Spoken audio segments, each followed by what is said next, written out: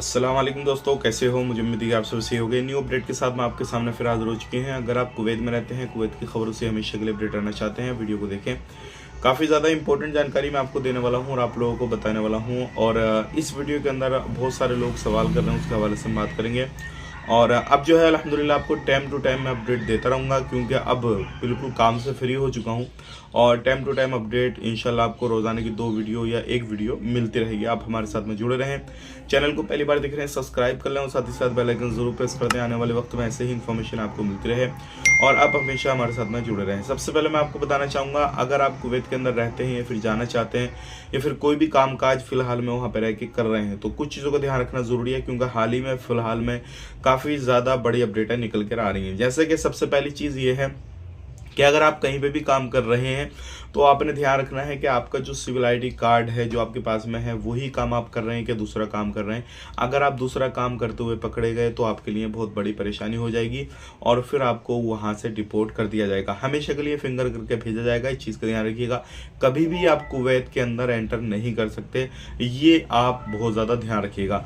अब बात कर लेते हैं जिनके पास में सिविल आईडी कार्ड है ही नहीं, तो क्या वो काम कर सकते हैं या फिर रह सकते हैं, कितने दिन तक रह सकते हैं जो इलीगल तरीके से रह रहे हैं। तो फिलहाल में अभी जो है कुवैत के अंदर इलीगल लोगों की संख्या काफ़ी ज़्यादा है और ये हर साल बढ़ रही है, क्योंकि लोग जाते हैं, भाग जाते हैं या फिर फैमिली वीज़ा, अलग अलग वीज़ाओं पे जाते हैं, वहाँ पे रुक जाते हैं।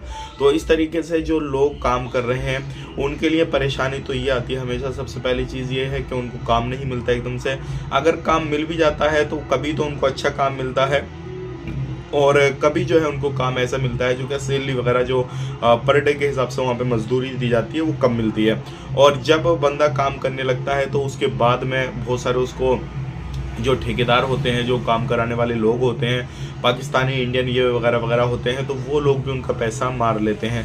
तो ये भी परेशानी आती है और वो इस चीज़ को, अगर कोई उनका पैसा मार रहा है तो वो जाकर लीगल एक्शन नहीं ले सकते, क्योंकि वो खुद इलीगल हैं, तो इसलिए लीगल एक्शन नहीं ले सकते।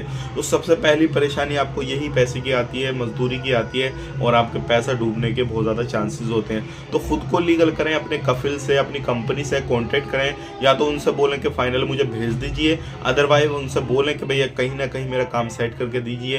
जो भी समझौता है आप कीजिएगा, अदरवाइज समझौता नहीं करेंगे तो आपको बहुत बड़ी प्रॉब्लम हो जाएगी। इस चीज़ का ध्यान रखिएगा, क्योंकि बहुत सारे लोग इस चीज़ को लेकर हमें कमेंट करते हैं, छूट कब आएगी, मेरी सैलरी को लेकर प्रॉब्लम हो रही है, मुझे ये लेकर प्रॉब्लम हो रही है, सारी चीज़ों को वो बताते हैं। तो इससे हमें एक्सपीरियंस है और जो लोग वहाँ पर ऑलरेडी काम कर रहे हैं उनसे बात वगैरह भी होती है, तो उससे एक्सपीरियंस है कि बहुत ज़्यादा लोगों को परेशानियाँ इस चीज़ को लेकर आती हैं। तो अगर आप कहीं पर भी काम कर रहे हैं तो ये परेशानी आपको 100% आनी ही आनी है।